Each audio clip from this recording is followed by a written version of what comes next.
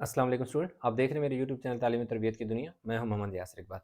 Student, हमारे पास chapter जो है सेट्स का, उसकी एक्सरसाइज 4 भी है। इसका क्वेश्चन नंबर 11 इस लेक्चर में हम करने लगे हैं। इसके स्टार्ट के लेक्चर जो है वो अपलोड हुए हैं। क्वेश्चन जो है उनमें कोई मसला है तो आप देख सकते हैं। अब क्वेश्चन में जो उसने हमें गिवन दे दिया, कह रहा है M X such that X is a perfect square such that X is greater than 0 and less than 70। अब वो यहाँ पे ये कह रहा है कि भाई जो x है ना, वो क्या है, 0 से बड़ा है और 70 से छोटा है। एक चीज हमें बता रहा है, और इसके अलावा एक और चीज बता रहा है कि भाई ये जो x है, जो x 0 से बड़ा है और 70 से छोटा है। सिर्फ ये बात नहीं बता रहा है, इसके अलावा यहाँ पर भी एक बात बता रहा है। वो क्या बता रहा है, कह रहे हैं और परफेक्ट स्क्वायर है। मतलब ये एक ऐसा सेट है जिसमें हमने वो नंबर लिखने हैं जो 0 से बड़े हों और 70 से छोटे हों, और उसके साथ साथ सिर्फ वो नंबर हों जो परफेक्ट स्क्वायर हों। जैसे 1 जो का स्क्वायर जो 1 होता है, जैसे तो इसलिए 1 खुद भी एक परफेक्ट स्क्वायर है। देखिए 2 का स्क्वायर 4 होता है तो मैंने 4 लिखा। 3 का स्क्वायर 9 होता है, मैंने 9 लिखा। 4 का स्क्वायर 16 होता है। 5 का स्क्वायर 25 होता है। 6 का स्क्वायर 36 होता है। 7 का स्क्वायर 49 होता है और 8 का स्क्वायर 64 होता है। मतलब ये सारे परफेक्ट स्क्वायर हैं, किसी न किसी नंबर के परफेक्ट स्क्वायर हैं। जैसे 6 किसका परफेक्ट स्क्वायर है, 36 का, यानी 6 को 6 से मल्टीप्लाई करने से 36 बनता है। तो स्क्वायर का मतलब होता है कि वही नंबर, सेम नंबर 2 बार रिपीट हो। तो उन दोनों का प्रोडक्ट, यानी 2 बार आपने लिखना है और उनको मल्टीप्लाई करना है। 6 6 36, जैसे 3 3 9, 4 4 16, इस तरह। तो पहला सेट जो है हमने बना लिया इस जो ऊपर इंफॉर्मेशन थी उसकी हेल्प से।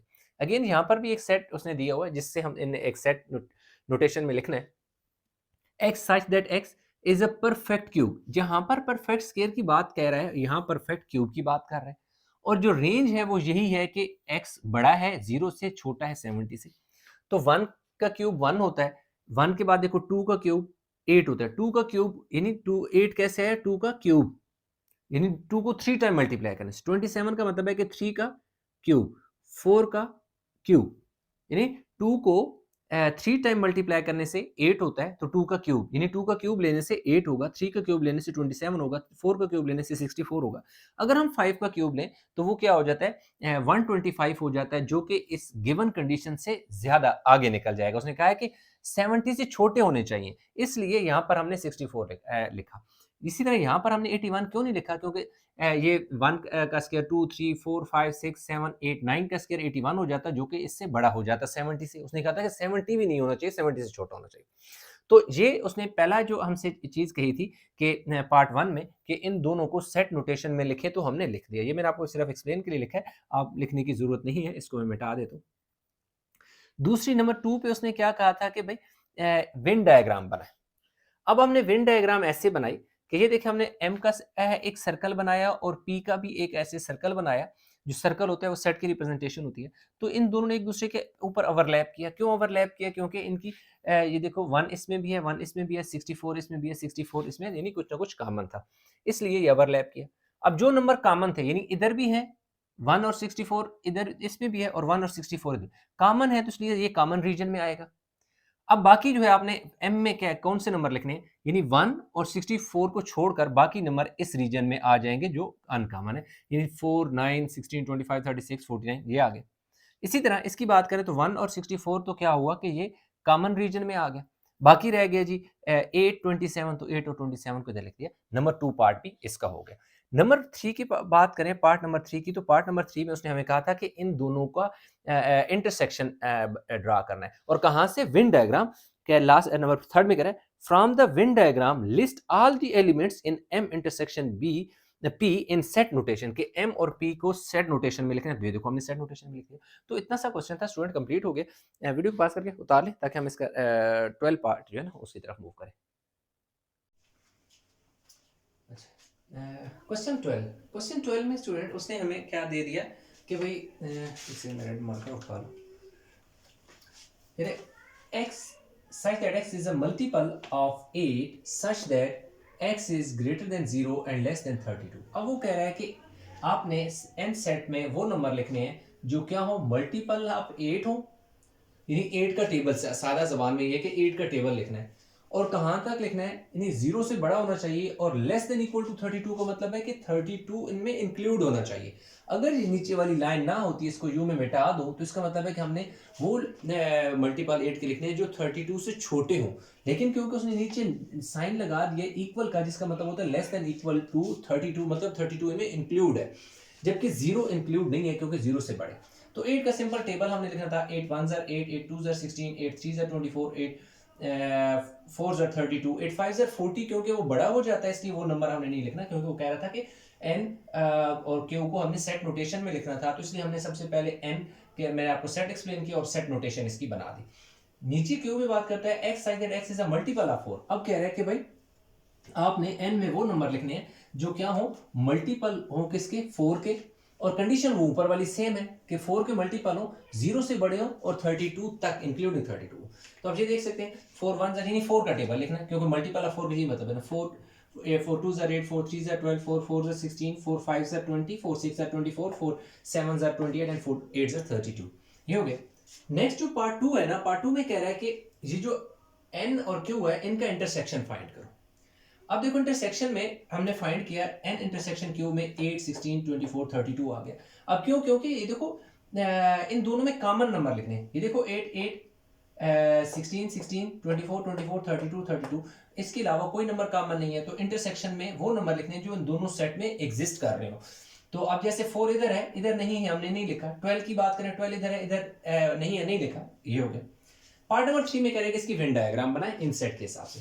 اب اگر آپ دیکھیں تو یہ جو سیٹ n ہے یہ پورے کا پورا q کے اندر ایگزسٹ کر رہا ہے, مطلب 8 بھی اس کے اندر ہے, 16 بھی اس کے اندر ہے, 24 بھی اس کے اندر ہے, 32 بھی اس کے اندر ہے. اس کا مطلب ہے کہ جو n ہے نا وہ q کا سب سیٹ ہے, مطلب q سے ہی ایک سیٹ کچھ ویلیو نکالی گئی ہیں, یعنی اس سے کچھ ویلیو لی ہیں اور نیا سیٹ جنریٹ کر دیا گیا. اس کو آپ اس طرح بھی سمجھ سکتے ہیں. اس لیے جب بھی ایک سیٹ سے کچھ ویلیو لے کر دوسرا سیٹ جنریٹ کر دیا جائے, جیسا کہ اس والے کیس میں ہے, تو اس میں کیا ہوتا ہے کہ جو جس سیٹ سے ویلیو لے کر دوسرا سیٹ بنایا جاتا ہے وہ سیٹ کیونکہ بڑا سیٹ ہوتا ہے وہ سیٹ آئے گا باہر, تو جو سب سیٹ ہوگا یعنی جو ویلیو سے لے کر یہ بنایا گیا ہے وہ ویلیو اس کے اندر ایگزسٹ کرے گا, یعنی وہ سیٹ اس کے ان سائڈ بنے گا.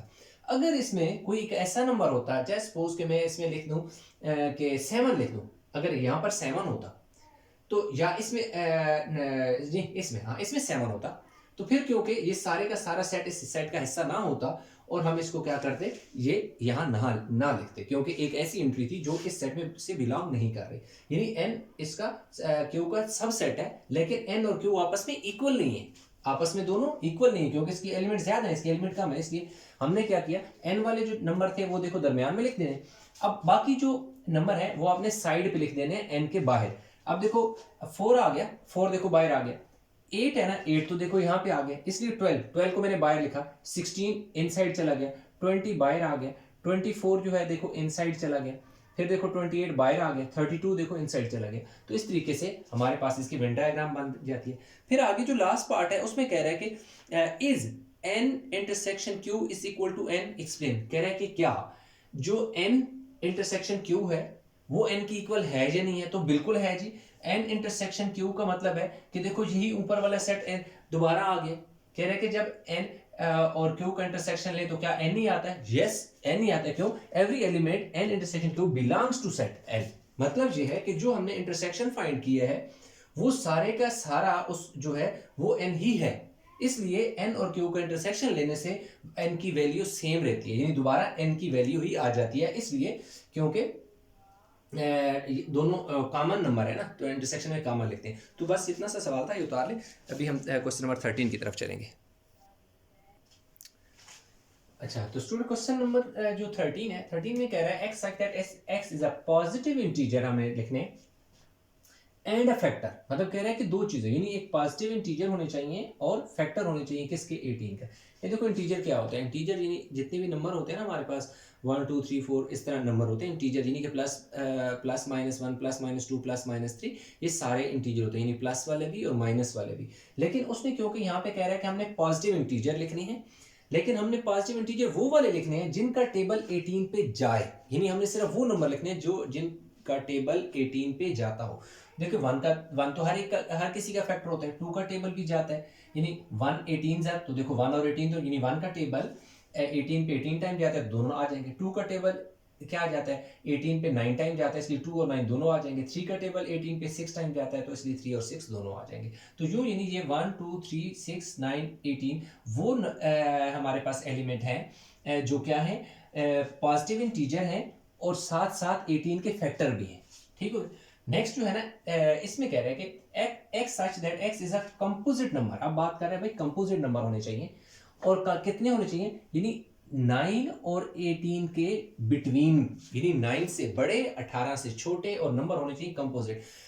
कंपोजिट वो नंबर होता है जो 2 या 2 से ज्यादा नंबर के कॉम्बिनेशन से बनता है, यानी कि उस पर ज्यादा टेबल जाता है। मैं बताता हूँ आपको, जैसे 2 है, देखो 2 पे सॉरी 10 है, 10 पे 2 का टेबल भी जाता है, 5 का भी जाता है, तो इसलिए ये कंपोजिट नंबर है। ठीक है। अगर जैसे अब ये 2 है, 2 कंपोजिट नंबर नहीं है, 2 क्या है एक प्राइम नंबर है, 3 भी एक प्राइम नंबर है, क्योंकि ये अकेला एक ऐसा नंबर है जिसपे कोई टेबल नहीं जाता सिवाय 1 या अपना, लेकिन इस पे 1 का भी जाता है, 5 का भी जाता है और 10 का भी जाता है। इस तरह 12 की बात की जाए तो 12 पे बहुत सारे टेबल जाते हैं, 1 का भी जाता है, 2 का भी जाता है, 3 का भी जाता है, 4 का भी जाता है, 6 का भी जाता है, 12 अपना भी जाता है। तो कंपोजिट का ये मतलब है। तो हमने सिर्फ यहाँ पर यानी 10 12 14 15 16 वो नंबर है जो कंपोजिट नंबर है किसके 9 और 18 के बिटवीन। 9 के बाद देखिए 10 है, 10 के बाद 11, 11 एक प्राइम नंबर है, हमने नहीं लिखा। 13 था, 13 भी एक प्राइम नंबर है, हमने लेफ्ट कर दिया। 17 क्या एक प्राइम नंबर है, वो भी हमने लेफ्ट कर दिया। और 18 नहीं लिखा क्योंकि बिटवीन, बिटवीन का मतलब है कि 18 से पीछे 9 से आगे। दूसरे पार्ट, पहले तो पार्ट में से ये किया था कि इन दोनों को सेट नोटेशन में लिखें, तो इसलिए हमने यहाँ पे सेट नोटेशन में लिखा। फिर कह रहा था इनका इंटरसेक्शन फाइंड करें। देखो आर इंटरसेक्शन एस जो है एम्प्टी सेट इस तरह लिखें, या और आप खाली ऐसे जीरो डाल के, ये इसका मतलब 5 ये सिंपल सेट की रिप्रेजेंटेशन करता है, सिंबल होता है। तो क्या है कि इसका खाली सेट आएगा। क्यों खाली सेट आएगा, इनमें कोई ऐसा नंबर नहीं है जो इन दोनों में कॉमन हो। इंटरसेक्शन में वो नंबर लिखते हैं जो दोनों सेट में कॉमन एंट्रीज हो, कॉमन एलिमेंट हो। तो कॉमन एलिमेंट कुछ भी नहीं है, इसलिए खाली सेट आ जाएगा। और कह रहा था कि एक्सप्लेन भी करें, इसकी ना एक्सप्लेनेशन दे। तो हमने एक्सप्लेनेशन इसकी ये है, यानी यहाँ पे ये क्या है इसकी एक्सप्लेनेशन, यानी ये इसकी एक्सप्लेनेशन है। R and S do not share any common element, कि भाई जो इंटरसेक्शन है वो खाली सेट इसलिए है क्योंकि कोई भी ये शेयर नहीं करते कॉमन एलिमेंट। फिर उसने कहा था वेन डायग्राम बनाए। देखो यार वेन डायग्राम दोनों सेपरेट बनेगी, डिसजॉइंट बनेगा, मतलब आपस में ज्वाइंट नहीं करेगी, क्योंकि ऑलरेडी एंट्रीज क्या है डिफरेंट है, इसलिए एक ये वाला और ये वाला दोनों बीच में स्पेस लगाकर ये बना दो, तो आपका जो है वेन डायग्राम भी बन जाएगी। तो जो हमारे पास क्वेश्चन 13 कंप्लीट हो गया, ये उतार लें ताकि हम 14 की तरफ मूव करें। अच्छा क्वेश्चन स्टूडेंट, क्वेश्चन 14 एंड 15 दोनों आसान से हमने लिख दिए हैं, जल्दी से मैं आपको एक्सप्लेन कर देता हूँ। अब वो कह रहे हैं कि x such that x is a multiple of 4 such that x is greater than 0 and less than 16। कह रहे हैं कि आपने जो t है उसमें वो नंबर लिखने हैं जो क्या हो 0 से क्या हो बड़े हो और 16 से छोटे हो, और दूसरी बात है कि मल्टीपल ऑफ 4 भी होने चाहिए, यानी 4 का टेबल जिन पे जाए। तो यार 4 1 4 4 2 8 4 3 12, यानी 4 का टेबल लिखना है, लेकिन 16 तक नहीं जाना, 16 से पीछे रहना है। तो 4 के टेबल में 16 से पिछला नंबर 12 है, तो बस हमने इसका सेट में लिख दिया।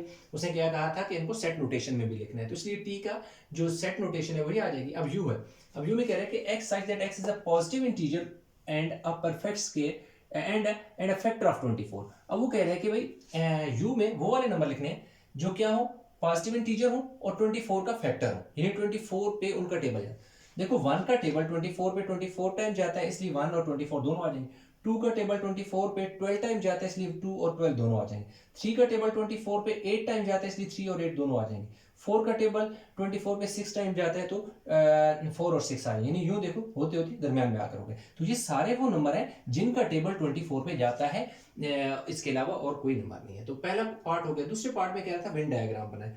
तो वेन डायग्राम में हमने देखो वेन डायग्राम इसकी ये बनेगी कि आपका जो यू सेट है वो आपका बाहर आएगा और टी उसके अंदर आएगा। क्यों कि जो टी के एंट्रीज हैं 1 2 3, ये तीनों नंबर देखो 4 भी है 8 भी है 12 भी है। जैसा कि पहला हमने क्वेश्चन किया था, इससे पहले भी इसी टाइप का क्वेश्चन किया था कि जो टी है वो यू का सब सेट है, मतलब कुछ ऐसे नंबर लेकर एक नया सेट जनरेट किया गया, दैट इज टी। यू एक बड़ा सेट है, उसमें से 3 नंबर लेगा, टी बना देगा, आप ऐसे भी समझ सकते हो।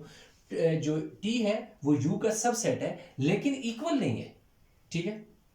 तो ये देखें इसकी वेन डायग्राम बन गई। वेन डायग्राम क्या होगी, क्योंकि इसका सबसेट है इसलिए सबसेट जो होता है वो बड़ा सेट बनाओ और उसके बीच में सबसेट बनाओ जो कि छोटा सेट है, उसके जो नंबर है उसके बीच में लिख दो। बाकी जो नंबर बच जाते हैं जो ये 3 लिख दिए हैं जो इसमें कॉमन है, यानी 4, 8 और 12, उसके बाद अलावा यानी 1 2 3 आ गया, 1 2 3 आ गया, 4 तो क्योंकि दरमियान में 6 आ जाएगा, 8 और 12 दरमियान में क्योंकि मौजूद है इसलिए 24 आ जाएगा। तो इस तरह हमारे पास इसकी वेन डायग्राम बन जाएगी। यू के अंदर ये सारे सेट, यानी ये 4 यू के अंदर भी है क्योंकि ये सब सेट जो होता है उसकी जो एंट्री होती है वो दोनों सेट में एग्जिस्ट कर रही होती है, ये भी याद रखिएगा।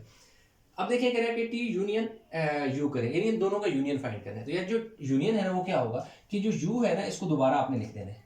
क्यों कह रहे हैं वेन डायग्राम से इसका यूनियन फाइंड करो। तो यूनियन में ये होगा कि सारे नंबर लिख दिए जाते हैं लेकिन रिपीट नहीं करते। दोनों सेट में मौजूद सारे नंबर होने चाहिए जो यूनियन है उसमें, लेकिन रिपीट नहीं होने चाहिए। मतलब 4 इधर भी है, 4 इधर, 8 8 12 12 दोनों सेट में मौजूद है लेकिन हमने एक बार लिखना है। तो हम यही सेट अगर लिखेंगे तो लाजमी बात है ये 3 नंबर तो पहले से इसमें मौजूद है, तो वही इसका हमारा यूनियन आ जाएगा। फिर कह रहे हैं कि इसकी एक्सप्लेनेशन भी ये करें तो यस करेंगे since all of the elements of T R also in you, कि भाई ऐसा है कि जो टी में एलिमेंट है ना वो ऑलरेडी यू में मौजूद है, इसलिए यानी कि उसने पूछा था कि क्या जब आप टी यूनियन यू लेते हो तो दोबारा यू आ जाता है, तो यस। अच्छा 15 में कह रहा है कि x such that x is a positive integer, कि भाई पॉजिटिव इंटीजर होना चाहिए और फैक्टर ऑफ 25 होना चाहिए। तो अब देखें v लिखा, फैक्टर ऑफ 25 का 1 5 और 25 यही 3 फैक्टर है हमारे पास और पॉजिटिव इंटीजर है। w में कह रहा है कि x such that x is a multiple of 6, यानी मल्टीपल ऑफ 6 होना है और क्या करना है 0 से बड़े 25 से छोटे। भाई आपने 6 का टेबल पढ़ना है, 20 जो है ना नहीं हाँ ठीक है 6 का टेबल पढ़ना है और 25 से पीछे भी है। 6 1 6 6 2 12 6 3 18, so 6 4 24, 6 5 30, क्योंकि 30 जो है वो बड़ा हो जाएगा 25 से, इसलिए ये इसका सेट आ जाएगा इसका W का। अब उसने दूसरे में कहा था कि इनकी वेन डायग्राम बनाओ, तो भाई वेन डायग्राम इन दोनों की ऐसी सेपरेट अलग अलग डिसजॉइंट में बनेगी वेन डायग्राम। क्यों दोनों की अलग डायग्राम वेन डायग्राम डिसजॉइंट में बनेगी, क्योंकि इनका कोई ऐसा एलिमेंट कोई ऐसी एंट्री नहीं है जो एक दूसरे के साथ मैच कर जाए, ना तो ये ओवरलैप करेंगे ना इस शक्ल में बनेगी। क्यों अलग में डिसजॉइंट में बनेंगे, अलग अलग बनेंगे, क्यों इनकी कोई एंट्री एक जैसी नहीं है। जब इसके एलिमेंट और इसके एलिमेंट दोनों डिफरेंट हो तो फिर इस शेप में बनते हैं, सेट एक दूसरे से थोड़े दूर करके बनाए जाते हैं। कह रहा है कि इनका यूनियन फाइंड करो, तो भाई यूनियन में क्या फाइंड ये करना है, कह रहा है वेन डायग्राम से यूनियन फाइंड करो। तो इस वाले भी लिख लो और इस वाले जोड़ के सारे नंबर लिख लो, यानी इनके और इनके सारी जो एंट्रीज हैं 1 2 3 4 5 6 7 1 2 3 4 5 6 7 सारे के सारे आ जाएंगे। क्यों कि इसकी और एंट्रीज हैं इसकी और एंट्रीज हैं, इसलिए इन नंबर को ज्वाइन करके लिख दो और ऑर्डर में अल्फाबेटिक मतलब एक सीक्वेंशियल फॉर्म होनी चाहिए, सीक्वेंस में यानी कि नंबर प्रॉपर सीक्वेंस में होना चाहिए। तो ये 15 तक हो गए, वीडियो को पास करके उतारें ताकि नेक्स्ट इसका क्वेश्चन भी कर लें। अच्छा तो स्टूडेंट क्वेश्चन नंबर जो है हमारे पास 16 है। अब क्वेश्चन नंबर 16 में कह रहा है कि यूनिवर्सल सेट कह रहा है कि x such that x is a positive integer, कि x such that x is a positive integer, कि भाई पॉजिटिव इंटीजर है इस तरह कि x is greater than 3 less than equal to 18, कि भाई यूनिवर्सल सेट में आपने वो नंबर लिखने हैं, एक तो पॉजिटिव इंटीजर होने चाहिए। पॉजिटिव इंटीजर मतलब सारे नंबर जो भी होते हैं प्लस वाले वो पॉजिटिव इंटीजर होंगे, 1 2 3 आगे 100। अब कह रहे हैं आपको 3 से बड़े लिखने और 18 से 18 तक including less than equal to 18, मतलब 18 इनके शामिल होगा। अब देख सकते हैं यूनिवर्सल सेट है, 3 के बाद का जो इंटीजर होता है वो 4 होता है, यानी 4 5 6 7 8 9 10 11 12 से लेकर 18 तक सारे नंबर, मतलब 4 से लेकर 18 तक सारे नंबर इसमें आ गए as per the given condition के 3 से बड़े हैं और 18 तक सारे हैं। दूसरा कह रहा है सेट y में x such that x is a multiple of 3, कि भाई आपने मल्टीपल ऑफ 3 लिखने हैं, यानी कि y में देख सकते हैं y में मैंने क्या लिखा 3 का टेबल 3 1 से 3 होता है, लेकिन उसने क्या कहा है कि 3 से बड़ा होना चाहिए। तो इसका मतलब है 3 के टेबल जो पहला नंबर है 3 वो नहीं आएगा, क्योंकि 3 से बड़ा नंबर क्या होता है, तो 3 2 से शुरू करेंगे, 3 2 6 3 3 9 3 4 12 3 5 15 3 6 18 3 9 20 सॉरी 3 6 18 3 7 21 3 7 21 यहाँ पे मैंने क्यों नहीं लिखा, کیوں کہ جو یونیورسل سیٹ میں ہمیں بتایا گیا ہے کہ 18 تک نمبر ہے، 18 سے آگے کوئی نمبر نہیں ہے، اس لیے ہم نے جہاں 18 لکھ دیا، 3 کا ٹیبل آگے نہیں پڑھا، 21 تک نہیں پڑھا۔ زیڈ کی بات کرتے ہیں، زیڈ میں کہہ رہا ہے x such that x is a multiple of 9، کہ بھئی آپ نے وہ لکھنا ہے جو ملٹیپل آف 9 ہو۔ تو یار دیکھو ملٹیپل آف 9 میں 9 1 9 9 2 18 9 3 27، وہ تو 18 سے بڑا ہو جائے گا، ہم نے تو 18 تک ہی رہنا ہے، اس لیے یہ تو اس نے پہلا کام یہ کہا تھا کہ بھئی ان ساروں کو نا، یعنی یہاں سے پارٹ اے شروع ہوا ہے کہ بھئی ان ساروں کو آپ نے کیا کرنا ہے، سیٹ نوٹیشن میں لکھنا ہے، یونیورسل سیٹ کو، وائی کو، زیڈ کو لکھ دیا۔ پھر اس نمبر میں بی میں بات کر رہے ہیں کہ بھئی بی میں آپ نے یہ کرنا ہے کہ ان کی ایک وین ڈائیگرام بنانی ہے۔ تو دیکھیں جب بھی یونیورسل سیٹ دے گا تو آپ نے اس طرح کا ایک ڈبا سا بنا لینا ہے، ایک ریکٹینگل ٹائپ بنا لینی ہے، اس کے باہر اس کا سمبل لگا دینا ہے، ٹھیک ہے جی، جو کہ یونیورسل سیٹ کا سمبل ہے، ریپرزنٹیشن ہے۔ اب اگر آپ دیکھیں تو زیڈ میں جو دو نمبر ہیں وہ آلریڈی وائی میں موجود ہے، اس لیے میں نے اس لیے جو زیڈ ہے وہ وائی کا سب سیٹ ہے، لیکن not equal to Y. Sub set سے کیا مراد کہ بھائی اس سے دو نمبر 9 اور 18 لے کر ایک نیا سیٹ بنایا گیا، اسی سے سیٹ کو نکالا گیا، جنریٹ کیا گیا، اس لیے یہ اس کا سب سیٹ ہے، لیکن ایکول نہیں ہے کیونکہ اس کے ایلیمنٹ اور اس کے ایلیمنٹ کی جو تعداد ہے وہ ڈیفرنٹ ہے۔ اس لیے جب بھی سب سیٹ ہوتا ہے تو آپ بڑا سیٹ جو ہوتا ہے وہ باہر بناتے ہو، اور جو چھوٹا سب سیٹ ہوتا ہے وہ اس کے اندر لکھ دیتے ہیں۔ تو اس کی جو دو انٹری ہیں وہ زیڈ میں آئے گی، باقی یہ والے دیکھو 9 اور 18 تو ہم نے لکھ دیے ہیں، پیچھے کیا بچ گیا 6 12 اور 15، تو دیکھو 6 12 اور 15 ادھر لکھ دیا۔ پھر جو باقی ان دو سیٹ میں نمبر لکھ دیے گئے اس کے علاوہ یونیورسل سیٹ کے اندر بھی تو نمبر موجود ہونے چاہیے نا۔ تو اب یونیورسل سیٹ میں ہم نے کیا، ہمارے پاس کیا نمبر ہے، 4 سے لے کر 18 تک سارے نمبر ہیں۔ ہم نے 4 سے لے کر 18 تک سارے نمبر لکھنے ہیں، اس یہ جو ریکٹینگل ٹائپ ہے اس کے اندر، چاہے وہ یہاں ایک اس ان سرکل کے اندر ہو یا باہر، ان سارے نمبر کو ہم نے کاؤنٹنگ 4 سے لے کر 18 تک پوری کرنی ہے۔ دیکھیے گا سارے نمبر ہوں گے 4 5 6 یہاں پہ 7 8 9 10 11 12 یہ ہے 13 14 15 یہ 16 17 اور 18 یہاں پہ، تو یعنی کہ یونیورسل سیٹ کے اندر جو آپ نے 1 2 3 4 5 نمبر ان سیٹ کے اندر موجود ہے نا، اس کے علاوہ ان 5 کے علاوہ باقی جو بچ گئے ہیں نا وہ آپ نے ان سیٹ کے باہر لکھنے ہیں، یعنی ان سیٹ کے باہر وہ نمبر لکھنے ہیں جو یہاں پر موجود نہیں ہیں۔ تو اس طرح ٹوٹل یونیورسل سیٹ آپ دیکھیں اس ڈبے کے اندر، تو یہ سارے کے سارے 4 سے لے کر 18 تک سارے نمبر ہیں، کچھ جو ہے وہ سیٹ کے اندر لکھیں اور کچھ سیٹ کے باہر لکھیں۔ تو یہ تو ہو گیا بی پارٹ سی کی اگر بات کریں تو پارٹ سی میں اس نے یہ کہا ہے کہ وائی یونین زیڈ کا کمپلیمنٹ کا جو سیٹ ہے وہ لکھنا ہے، اور کہاں سے لکھنا ہے، ڈائیگرام کی ہیلپ سے لکھنا ہے، ٹھیک ہے نا، from Venn diagram Y union Z complement. اب دیکھو کمپلیمنٹ کیا ہوتا ہے، کمپلیمنٹ کا یہ مطلب ہوتا ہے کہ جس کا آپ نے کمپلیمنٹ نکالا ہے نا اس یونیورسل سیٹ سے مائنس کر دو۔ تو اس کا مطلب ہے کہ سب سے پہلے ہمیں پتہ ہونا چاہیے کہ وائی یونین زیڈ کیا ہے۔ دیکھو وائی اور زیڈ کا یہ مطلب ہے کہ جب ہم وائی یونین زیڈ نکالیں گے تو کیونکہ 9 اور 18 تو اس کے اندر پہلے سے موجود ہے، تو دوبارہ ہمارا سیٹ جو ہے وائی یونین زیڈ کا سیٹ یہی آ جائے گا۔ یعنی وائی یونین زیڈ کا مطلب ہوتا ہے کہ بھائی ان کے اندر دونوں سیٹس کو ملا کر ایک سیٹ بنا لو، لیکن کوئی نمبر ریپیٹ نہیں کرنا، اور جو نمبر اس میں موجود ہیں اور اس والے انٹریز ہیں یہ سارے کے سارے نمبر ہونے چاہیے۔ تو اس کا مطلب ہے کہ دیکھو وائی یونین زیڈ جب ہم کریں گے تو 6 9 12 15 18 ہی آ جائے گا، کیوں کہ 9 ادھر بھی ہے 9 ادھر ہے، تو اس کا مطلب 9 تو پہلے سے موجود ہے، 18 ادھر بھی 18 ادھر بھی ہے، تو اس کا مطلب 18 تو پہلے سے ہے، تو ہمیں لکھنے کی ضرورت ہی نہیں ہے یہ نمبر۔ تو یہ ہمارے پاس اس کا کیا آگے ہے، یہی سیٹ ہمارا کیا آئے گا، وائی یونین زیڈ۔ اب وائی یونین زیڈ کے کمپلیمنٹ کا کیا مطلب ہے، وائی یونین زیڈ کے کمپلیمنٹ کا یہ مطلب ہے کہ بھائی یہ جو سیٹ ہے اسے یونیورسل سیٹ سے مائنس کر دو۔ مائنس کا مطلب یہ ہوگا کہ یار یہ جو نمبر ہے نا 6 ادھر ہے، یہ دیکھو 6 یہاں پہ ہے، 9 آ گیا، 12 آ گیا، 15 اور کیا آ گیا 18۔ اس کا مطلب یہ ہوا کہ بھائی یونیورسل سیٹ سے وائی یونین زیڈ کا مطلب ہے کہ یہ والے جو نمبر ہیں وہ یونیورسل سیٹ سے مائنس ہو جائیں گے، وہ نہیں لکھیں گے، یعنی 6 بھی ختم ہو گیا، 9 12 15 18 اڑ گئے، کیوں، مائنس ہو گئے۔ تو پھر پیچھے کیا نمبر پا جاتے ہیں، یہ دیکھیں 4 5، یہ دیکھو میں نے 4 اور 5 لکھا، 6 تو کٹ گیا، 7 لکھ دیا، 8 لکھ دیا، 9 کٹ گیا، 10 آ گیا، 11 آ گیا، 12 کٹا ہوا ہے، 13 آ گیا، 14 آ گیا، 15 کٹ گیا، 16 اور 17 دیکھو آگے 18 کٹ گیا۔ تو آئی ہوپ کہ پہلی بات تو آپ کو سمجھ آ گئی۔ دوسرا پارٹ یہ کہتا ہے کہ وائی انٹرسیکشن زیڈ، اب ہم نے صرف زیڈ کا کمپلیمنٹ کرنا ہے۔ تو زیڈ کے کمپلیمنٹ کا کیا مطلب ہے، دیکھیں تھوڑا سا یہ ہم اب ریز کرنے لگوں گے کیونکہ ادھر ہی میں آپ کو ایکسپلین کروں گا۔ زیڈ کے کمپلیمنٹ کا یہ مطلب ہے کہ یونیورسل سیٹ میں سے زیڈ جو ہے وہ مائنس ہو جائے گا۔ تو यूनिवर्सल सेट हमारे पास 4 से लेकर 18 तक है, तो इसमें सिर्फ वो नंबर माइनस होंगे जो z में है, तो z में तो 9 और 18 है, तो इसका मतलब है कि ये 9 और 18 हमने नहीं लिखने। क्यों कि z के कंप्लीमेंट का ये मतलब है कि universal set minus Z, universal set में से z माइनस करो, उसके नंबर निकाल दो। तो z में हमारे पास सिर्फ 9 और 18 हैं, उनको जब यहाँ से निकाल देंगे तो 4 से लेकर 18 तक का यानी कि जो नंबर है उनमें 9 और 18 नहीं आएंगे, बाकी सारे नंबर आ जाएंगे। तो z का कंप्लीमेंट तो आई होप कि आपको समझ आ गया होगा कि z का कंप्लीमेंट में ये सारे नंबर होंगे जो यूनिवर्सल सेट में सिर्फ 9 और 18 को छोड़ के।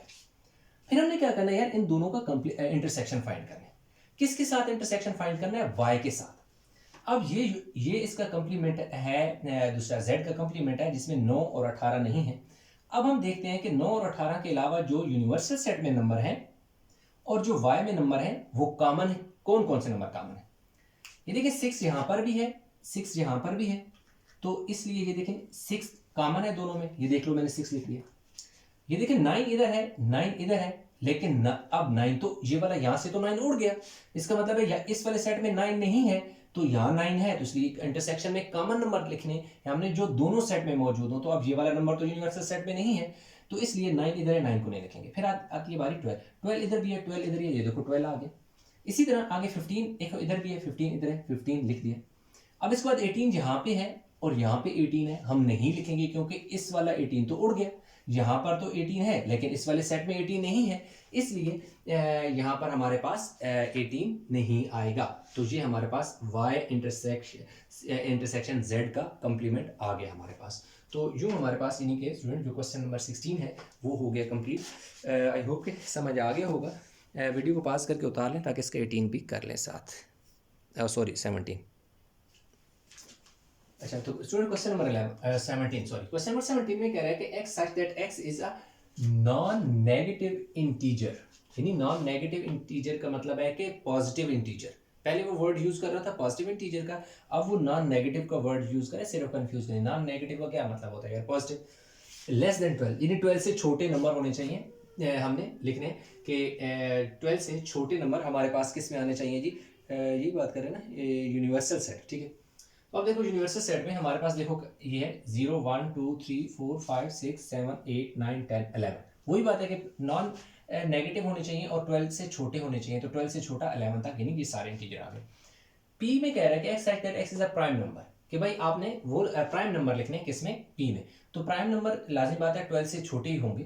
प्राइम नंबर वो होते हैं जिन पे अपना टेबल जाए, कोई और टेबल 1 का और अपना टेबल जाना चाहिए। देखो 2 है, 3 है, 5 है, 7 है, 11 है, ये सारे प्राइम नंबर है। इसकी बीच में देखें अब जैसे 9 मैंने नहीं लिखा, 9 प्राइम नंबर नहीं है, 9 ऑड नंबर है, लेकिन वो प्राइम नंबर नहीं है क्योंकि उस पर 3 का भी टेबल जाता है, 9 का भी जाता है, 1 का भी जाता है। टेबल सिर्फ 2 जाने चाहिए। प्राइम नंबर की कंडीशन होती है एक 1 का और एक उसका अपना। जैसे 7 है एक प्राइम नंबर है क्योंकि 7 पे 1 का टेबल जाता है या 7 खुद का जाता है, और तो कोई टेबल नहीं जाता। क्यों में कह रहे हैं x side that X is not a prime number. कभी आपने वो नंबर लिखना है जो प्राइम नंबर नहीं है। तो भैया 0 से लेकर 12 तक जो आपका यूनिवर्सल सेट है उसी में से, यानी हमने प्राइम नंबर जो नहीं है वो लिखने हैं। तो 0 तो प्राइम नंबर नहीं है, 1 भी प्राइम नंबर नहीं है, 4 6 8 9 10 ये वो नंबर है जो प्राइम नंबर नहीं है, वो क्यू में आ जाएंगे। ये तो उसने क्या कहा था कि ये 3 सेट दे दिए थे। पार्ट ए में उसने कहा था कि सेट नोटेशन में लिखे, तो हमने यूनिवर्सल सेट पी और क्यू इन सारों को हमने लिख दिया, ठीक है। ये यूनिवर्सल सेट का सिंबल होता है, आप चाहें तो यू भी लिखते हैं। पार्ट बी में उसने वेन डायग्राम बनाने का कहा है। तो ये देखिए हमारे पास ये एक यूनिवर्सल सेट का सिंबल होता है रेक्टेंगल टाइप, उसकी भी देखें पी और क्यू हमने ड्रा करना है इसके बीच में। तो पी और क्यू दोनों देखें, पी और क्यू दोनों डिफरेंट है, दोनों की एंट्री सेम नहीं है, एलिमेंट डिफरेंट है, इसलिए डिसजॉइंट में बनेगा। सेट एक दूसरे को ओवरलैप नहीं करेंगे, ना इनसाइड एक सेट दूसरे सेट के बीच में बनेगा, इसलिए अलग अलग सेट बनेंगे। फिर जो है एक से लेकर 11 तक नंबर है। हम चेक करते हैं कि अगर इसमें इन दोनों में मौजूद है तो ठीक है, अदरवाइज कोई नंबर बच गया तो इस बाहर वाली रीजन में लिख दें। देखो 1 है, 2 है, 3 है, 4 है, 5 6 7 8 9 10 11। तो यार ये सारे नंबर देखो ना, 1 से 0 से लेकर 11 तक जो नंबर है वो सारे के सारे इन दो सेट में मौजूद है, लिहाजा इसके बाहर रीजन में कोई नंबर नहीं आएगा। तो ये तो हमारे पास इसका पार्ट बी हो गया। पार्ट सी में उसने हमें एक पहली बात की कि इनका यूनियन फाइंड करो। तो देखो यूनियन क्या होता है, यूनियन ये होता है कि भाई इन दोनों सेट में जो सारे यानी पी और यूनियन क्यू का मतलब है पी में और क्यू में जितने एलिमेंट हैं उनको एक ही सेट के अंदर लिख दो। देखो एक ही सेट में लिख दिया। और कह रहे हैं कि होता यह है कि अगर कोई सेट कोई नंबर कॉमन हो ना, कोई एंट्री कॉमन हो तो उसको रिपीट नहीं करते, लेकिन इन दोनों इस सेट और इस सेट की शक्ल में अगर हम जब देखते हैं तो कोई एंट्री कॉमन नहीं है, दो इसके एलिमेंट डिफरेंट है, इसके एलिमेंट डिफरेंट है, इसलिए लिहाजा ये वाले और ये वाले सारे नंबर को जोड़कर एक सेट बना दिया गया है और उसमें कोई रिपीटिशन भी नहीं है। फिर देखिए उसने क्या कहा था कि भाई वेन डायग्राम से वो कह रहे हैं बुक में, मैं आपको पढ़ के बताता हूँ statement, from the Venn diagram find. अब कह रहे हैं वेन डायग्राम से आपने ना क्या करना है, पी यूनियन क्यू का कंप्लीमेंट आपने फाइंड करना है। तो यार पी यूनियन क्यू का कंप्लीमेंट जो होता है ना वो खाली सेट आएगा। अब कैसे खाली सेट आएगा, यहाँ पर मैंने एक सोल्यूशन किया है ये वाला, this is not the part of your question. क्यों कि उसने ये नहीं कहा कि सेट उसको सॉल्व करके लिखना है, उसने कहा वेन डायग्राम से अंदाजा लगा के लिखना है, ठीक है।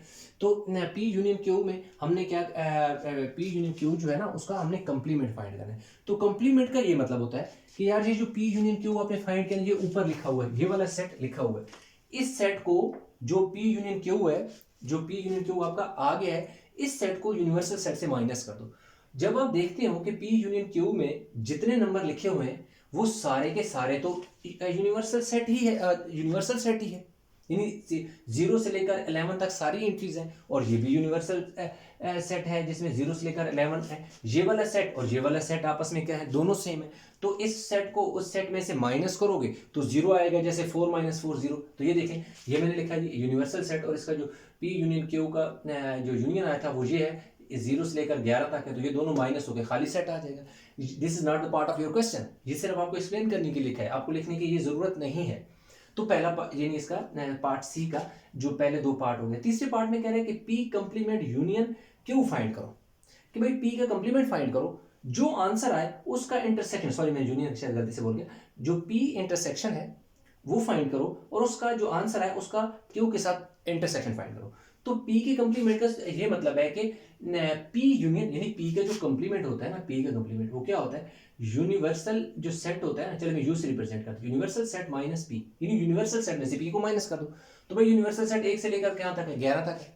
तो जब यूनिवर्सल सेट 1 से लेकर 11 तक है तो पी जो है, पी आपका 2 3 5 7 11 है। तो इसका मतलब ये हुआ कि देखो 2 भी कट जाएगा, 3 भी कट जाएगा, 5 भी कट जाएगा, 7 भी कट जाएगा और 11 भी कट जाएगा। तो क्या बचेगा, 0 1 4 6 0 1 4 6 8 9 10 8 9 10। ये पी का क्या आ गया, कंप्लीमेंट आ गया।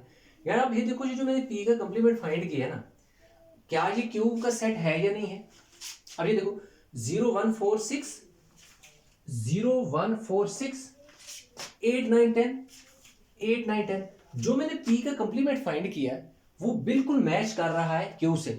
तो लाजमी बात है कि पी के P intersection P complement intersection Q है। इसका मतलब यह है कि यार इन दोनों का वो एंट्री लिखनी है जो दोनों में कॉमन हो, यानी कॉमन नंबर लिखने हैं। तो भाई ये तो सेट ही ऑलरेडी कॉमन है, जो ये सेट है वही सेट ये है, तो ये दोनों क्या है, सेट कॉमन है। तो इसका मतलब यह है कि जब पी का कंप्लीमेंट लेते हैं, पी का कंप्लीमेंट लेते हैं, उसके सेट का क्यू सेट के साथ इंटरसेक्शन लेते हैं, मतलब कॉमन नंबर जब चेक करते हैं तो इसके अंदर जो एंट्रीज हैं और इसके अंदर जो एंट्रीज हैं वो सेम है, लिहाजा यही ने सेम नंबर दोबारा आ जाएंगे। और यही जब सेम नंबर आते हैं तो वो तो दोबारा क्यू की इक्वल आ जाता है। इसका मतलब है कि पी का कंप्लीमेंट इंटरसेक्शन क्यू लो तो वो क्यू ही रहता है, उसमें कोई चेंज नहीं आता। तो बस इतना सा पार्ट था। तो ये जो लेक्चर है इधर तक जो है ख़त्म करते हैं, क्योंकि वीडियो बहुत लंबी हो जाएगी इसमें, क्योंकि आगे भी थोड़े लंबे क्वेश्चन हैं। अगले लेक्चर में इंशाल्लाह 18 19 एंड 20 करेंगे। तो वीडियो कैसी लगी है कमेंट में ज़रूर बताइएगा, वीडियो लाइक करें, शेयर करें, चैनल को सब्सक्राइब नहीं किया तो चैनल को ज़रूर सब्सक्राइब कर लें।